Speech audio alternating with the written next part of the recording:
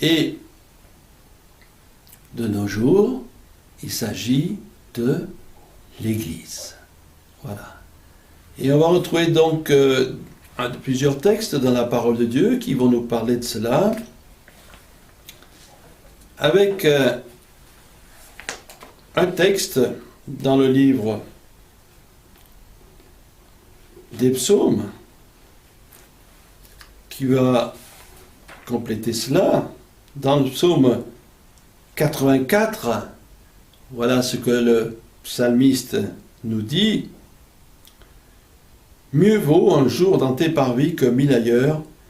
Je préfère me tenir sur le seuil de la maison de mon Dieu plutôt que d'habiter sous les tentes de la méchanceté. » Ce psaume, il a dû être écrit 1000 ans avant Jésus-Christ, et il y a cette parole qui est merveilleuse. « Mieux vaut un jour dans tes parvis que 1000 ailleurs. » Et tout cela pour témoigner de la présence de Dieu. Voilà.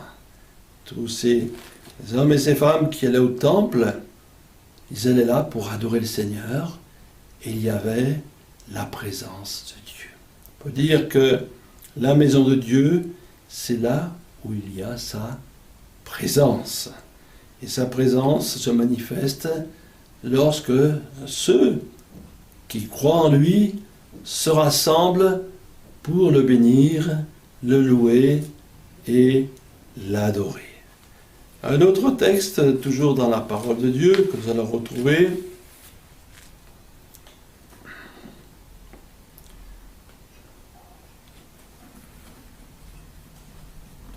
voilà.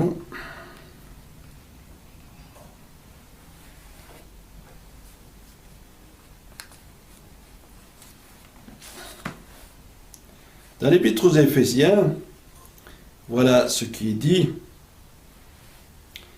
« Ainsi donc, frères, vous n'êtes plus des étrangers, ni des gens du dehors, mais vous êtes concitoyens des saints, gens de la maison de Dieu. Vous avez été édifiés sur le fondement des apôtres et des prophètes, Jésus-Christ étant la pierre angulaire. En lui, tout l'édifice, bien coordonné, s'élève pour être un temple saint dans le Seigneur. En lui, vous avez été aussi édifiés pour être une habitation de Dieu en esprit. » Là, il s'agit des questions des saints. Pas les parfaits, les saints. Les saints, c'est ceux qui ont expérimenté le salut en Jésus-Christ. Saint, ça veut dire mis à part pour Dieu, purs, et qui ont été purifiés de leurs péchés. Est-ce que c'est le cas de chacun d'entre nous? Si vous n'avez pas encore expérimenté la grâce de Dieu, il y a la possibilité de le faire. C'est tout simple. Jésus est mort à la croix pour nos péchés.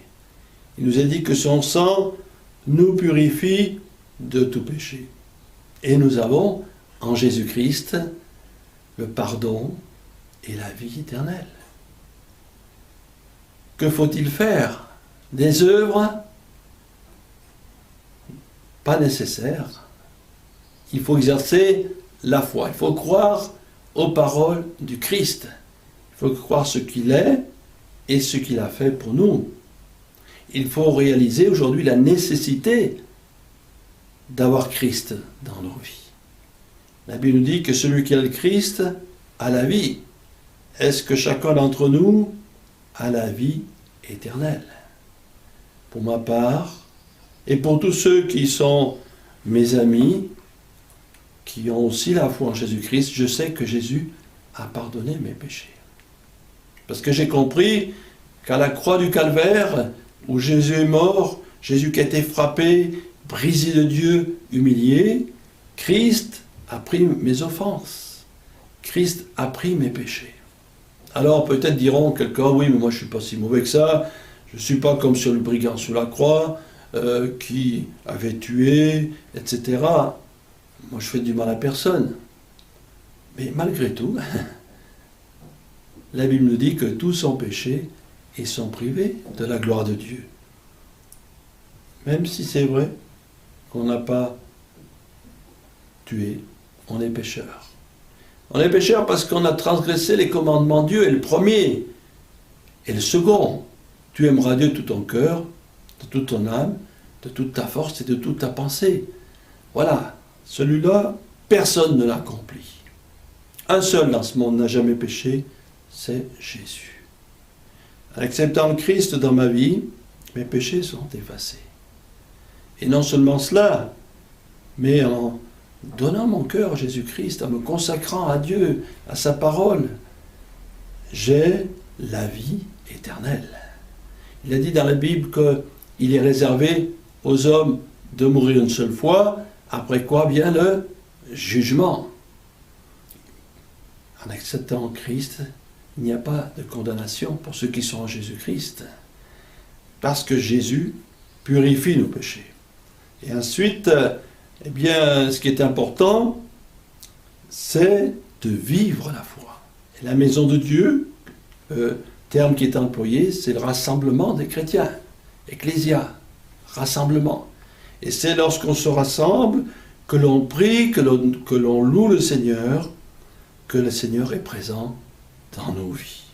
Voilà. Et là, dans ce texte, il est dit que tous ces chrétiens qui, à travers les siècles, ont fait cette expérience, il s'agit de l'Église de tous les temps, de tous ceux qui, au fil des siècles, ont cru, ont fait cette expérience de la foi en Jésus-Christ. Eh bien, cela représente un édifice.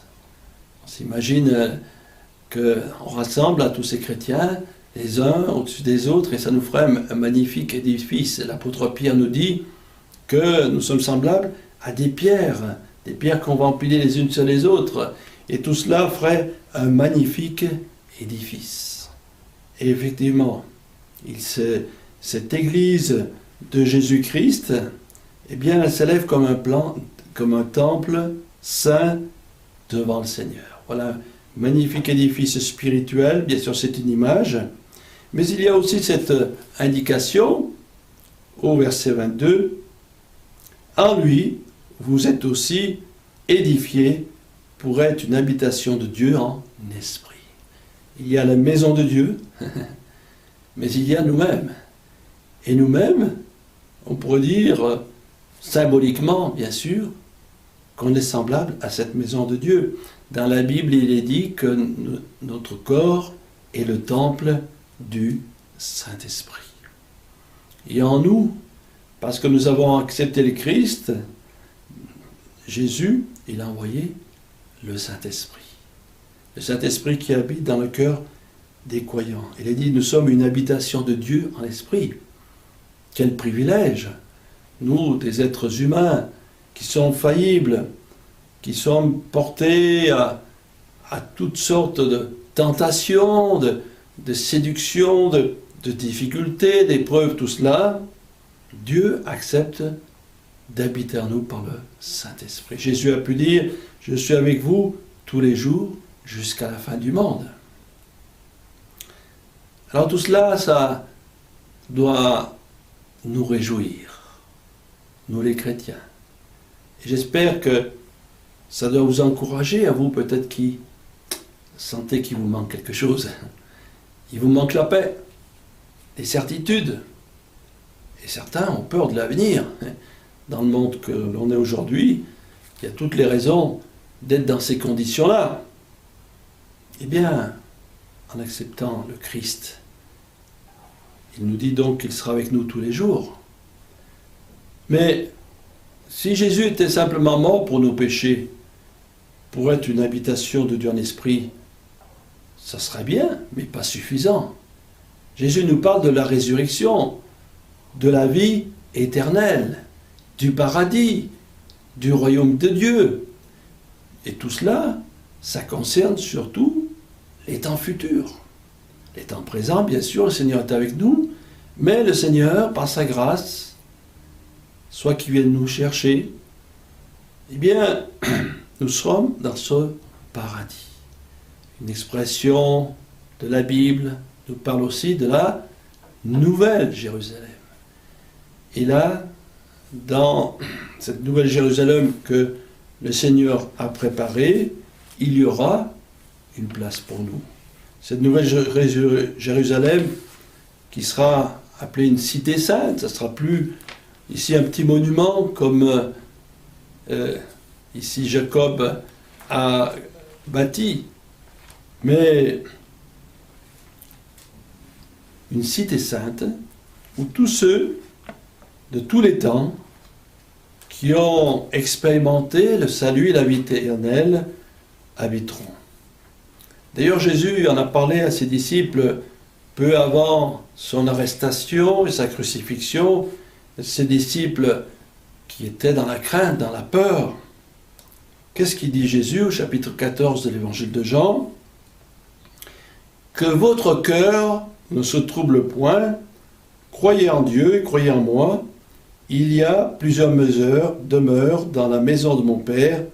Si cela n'était pas, je vous l'aurais dit, je vais vous préparer une place, et lorsque je m'en serai allé, que je vous aurai préparé une place, je reviendrai et je vous prendrai avec moi, afin que là où je suis, vous y soyez aussi.